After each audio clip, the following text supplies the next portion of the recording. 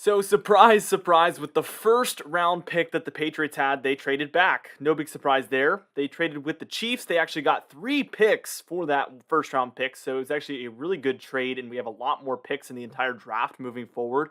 A lot of us thought the Patriots would take Jamison Williams with the first round pick, but he wasn't available. And really, they took Cole Strange out of Chattanooga.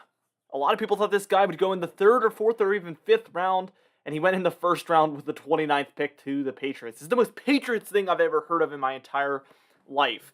But let's just break it down. Okay, he's 23.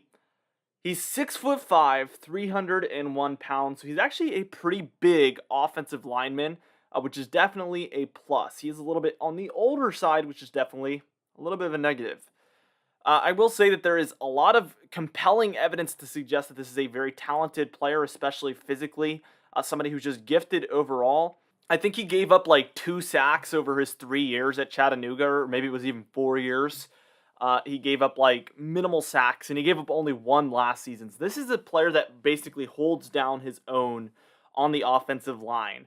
And I'm not trying to pat myself on the back, but if you guys do watch each of my videos, I did mention that I think that the Patriots' #1 need is basically offensive line, and I thought that they would go ahead and select basically a guard in the first round, and that's what they went ahead and did. So really, I thought there was a chance that they would take a corner or a wide receiver too, but ultimately, in some of my prior videos, I think it was the one where I talked about the overall offensive line position for the Patriots. It's titled "The Patriots Still Have a Great Offensive Line with One Problem," so you can go check that out.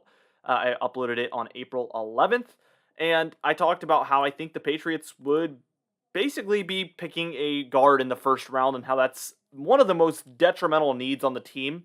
We have about 4 great offensive linemen, and then we had that 5th position. I think it was the left guard position where it was just a giant hole. Or it was actually right guard, I think.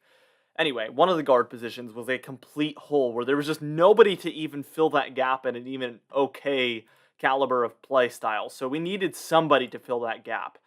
Um, the Patriots have come out and said, because people, a lot of them were like, oh, if one of our other players was available with the 21st pick or whatever it was that we had originally, they wouldn't have taken Cole Strange. But actually, Bill Belichick came out and said that if they couldn't have traded this pick, if they didn't get that trade with the Kansas City Chiefs or any other team, they still would have taken Cole Strange at that 21st overall pick.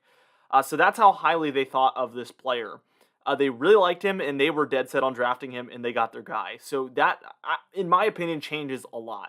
So many people are hating on this because they wanted a wide receiver, they wanted a cornerback.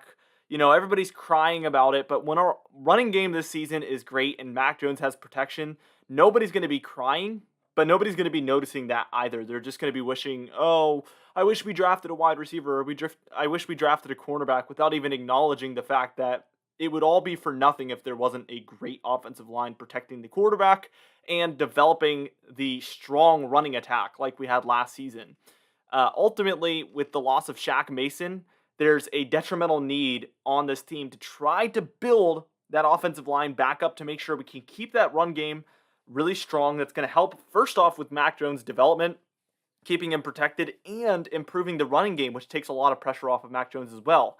When we can get 5 to 10 yards a rush, there's no need for Mac Jones to force the ball down the field, and I think that has a lot to do with his success last season, because the running game last season was awesome, let's be real.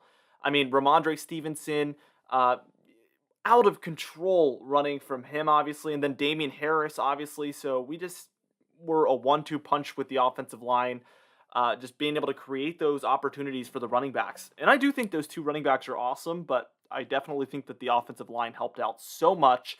And let's hope that this player can fill that role and help the running game develop, and therefore help the passing game develop, and therefore create an awesome offense overall. So I'm in love with this pick. I love it.